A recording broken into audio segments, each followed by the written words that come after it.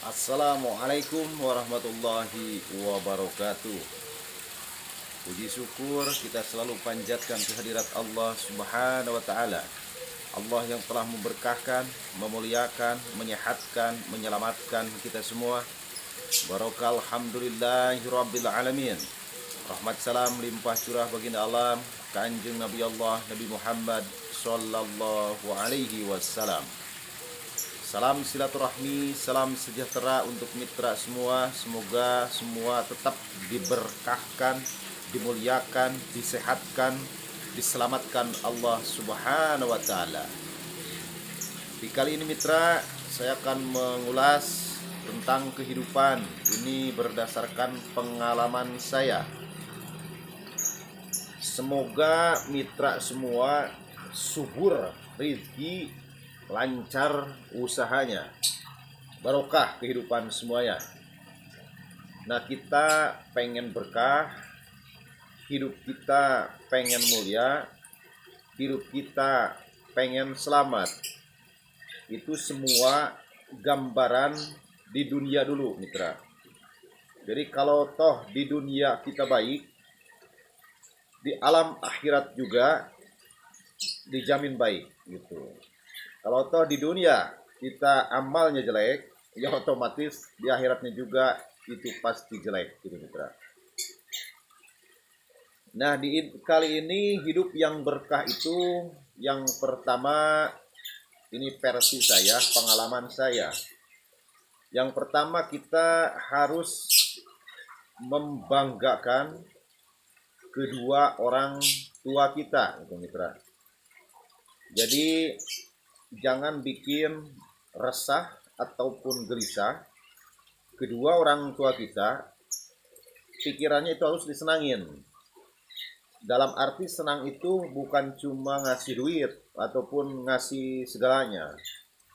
Senang itu orang tua bangga melihat anaknya itu akhlak dan kelakuannya itu selalu baik. Baik di mata orang tua, baik di mata masyarakat, di mata umum gitu mitra. Ya di situ yang kedua, kita selalu mendoakan orang tua kita. Kalau orang tua kita masih hidup, kita sungkeman, kita minta doanya agar hidup kita berkah. Dan kalau sudah meninggal, salah satu orang tua kita sudah meninggal, setiap hari, setiap sesudah sholat ataupun kapan aja kita mau bertawasul, itu wajib anaknya itu kirim doa. Fatihah mitra. Jadi kirim doa ini yang kita bisa, yang kita mampu. Mau membaca Fatihah 1 kali boleh, 3 kali boleh, 7 kali boleh. Tapi dihususkan untuk keberkahan orang tua kita. Itu. Nah, yang ketiga itu mahabbah ataupun ingat kepada guru-gurunya yang telah berjasa membimbing ya dan melarap-larapkan ilmu-ilmunya dan mengijazahkan ilmu-ilmunya untuk dipakai amal yang baik gitu, untuk dijadikan ilmu itu nolong orang, ataupun walaupun kita belum bisa nolong orang, ilmu itu bermanfaat untuk diri kita pribadi dan bermanfaat untuk keberkahan umat itu. Nah, di situ keberkahan pasti setiap saat kita curah betul. Keberkahan itu semua tergantung amalnya dan tergantung niatnya. Yang pertama niat kita untuk ibadah, yang kedua perjalanan kita untuk ibadah, yang ketiga ikhlas kita untuk beribadah juga. Jadi yang ke satu niat itu niatnya harus lurus. Yang kedua perjalanan juga harus lurus. Perjalanan itu kan misalnya perjalanan ini ada kerjaan ke sana ke sini, ini harus lurus-lurus aja. Jadi baik ngambil cara kerjanya gitu. Jadi perjalanan itu kan ada tukang batagor, ada tukang baso, ada tukang, yang penting baik-baik aja. Ada tukang bisnis jual beli gitu kan, ataupun tani. Yang penting semua jalurnya baik. Nah, ikhlas itu mengikuti dari amal perjalanan yang baik itu, mitra. Dijamin kalau perjalanannya itu baik, niscaya ikhlas itu mengikuti. Bukan ikhlas dulu, tapi perjalanannya dulu gitu. Dan jangan sampaikan perjalanan kita hidup dalam dunia ini, selagi kita dikasih nyawa, selagi kita dikasih hidup kita, umur kita, sisa hidup kita itu, jangan coba-coba untuk membodohi dan membohongi diri sendiri, mitra. Apalagi demi uang ataupun demi popularitas, ya, itu berani membohongi umat, ya kan? Nah itu jangan, hindarilah yang gituan. Mendingan kecil mungil, kecil barokah gitu. Besar juga nggak apa-apa, yang penting perjalanannya harus baik, yaitu besar juga besar barokah, daripada istilahnya besar tidak barokah. Sebab rezeki itu yang Allah berkahkan itu dari perjalanannya semuanya juga gitu. Dari perjalanan hidupnya, dari perjalanan ngambil rezeki itu dari mana dan cara gimana. Nah itu keberkahan, mutlak itu keberkahan. Ya. Walaupun kita ngambil rezeki dari yang tidak baik dipakai sodako, itu nggak bakalan masuk, mitra. Nggak bakalan masuk, nggak bakalan kita mendapatkan amal gitu kan. Sebab yang tadi saya katakan, yang ke satu ikhlas, yang kedua niat harus lurus, yang kedua perjalanan harus lurus, yang ketiga ikhlasnya harus lurus, mengikuti keikhlasan itu. Nah itulah rezeki yang barokah gitu. Nah sesudah kita mendapatkan rezeki yang gede ataupun walaupun kecil juga, itu jangan lupa kita mengeluarkan hak orang fakir, misalnya orang miskin, ada di situ haknya zakat gitu. Zakat itu wajib hukumnya. Jadi kalau kita dapat satu hari itu 1 juta, itu wajib kita keluarkan 25.000 gitu, mitra. Kalau misalnya kita dapat duit dari hasil usaha kita, ya ambil modal dulu, nah ini batiknya ataupun istilahnya lebihnya ada 4 juta misalnya, itu 100.000 harus disisihkan, mitra. Harus disisihkan, nanti dikasihkan kepada yang hak gitu kan. Jadi yang pada haknya itu agar kita itu ngasih tidak sia-sia. Kalau yang kurang mampu dikasihkan, wah didoakannya juga luar biasa, mitra. Disuhun ambun-ambunan misalnya, didoakan kitanya juga, ngasih 50.000, ngasih 20.000, ngasih 10.000, istilahnya itu mendoakan kita, itu mendoakan kita yang dikasih itu. Beda sama melarapkan rezeki kita sama yang tidak hak ataupun sudah kenyang ataupun sudah kaya. Nah itu paling disepelekan.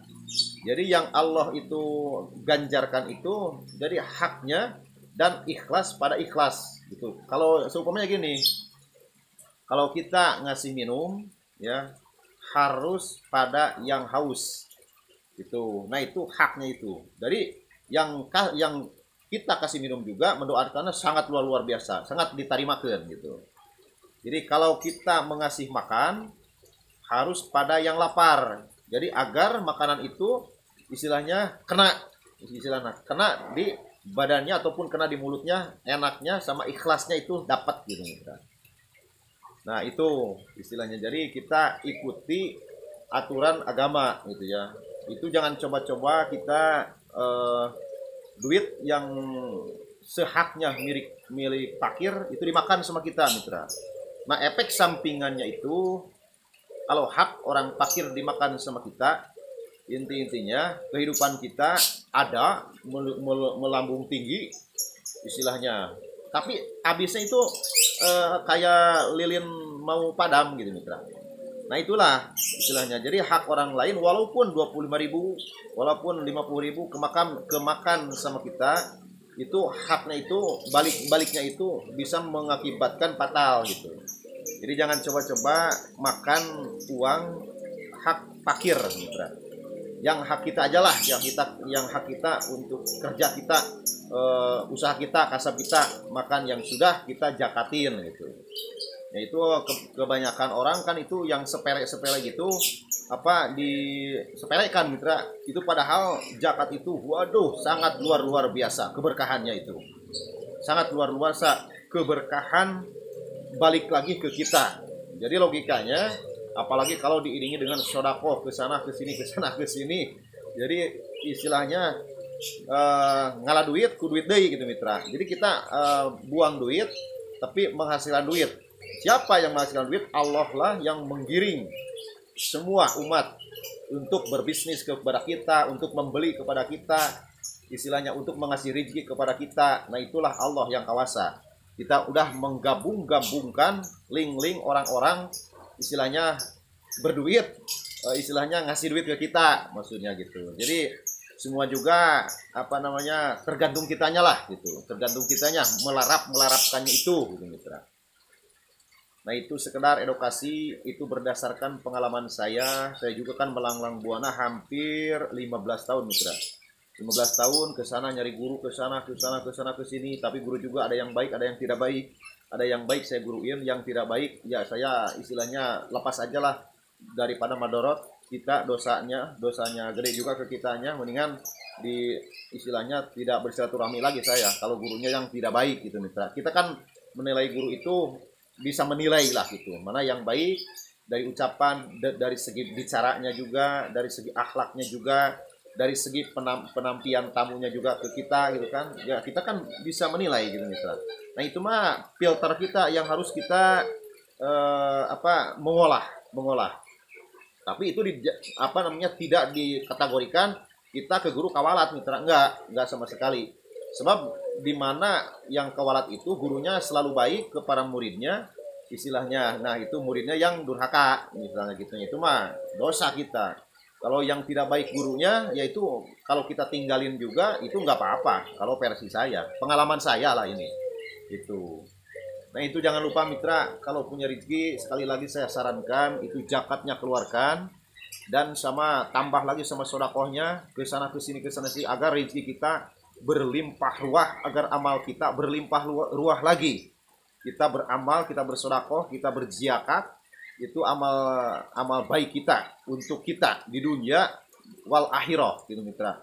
Di dunia oke istilahnya udah dibalas sama Allah itu subur rezeki kita gitu. Tapi dengan catatan kita harus ikhlas.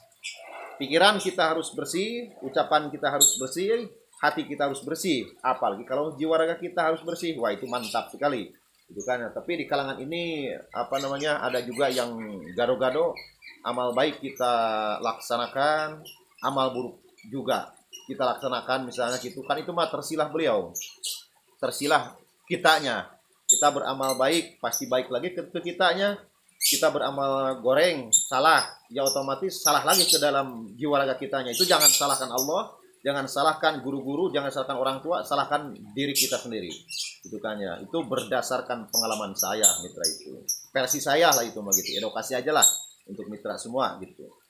Semoga mitra semua selalu dalam lindungan Allah Subhanahu wa taala dan subur semuanya, subur rezeki, subur kehidupannya, subur semuanya pokoknya. Wassalamualaikum warahmatullahi wabarakatuh.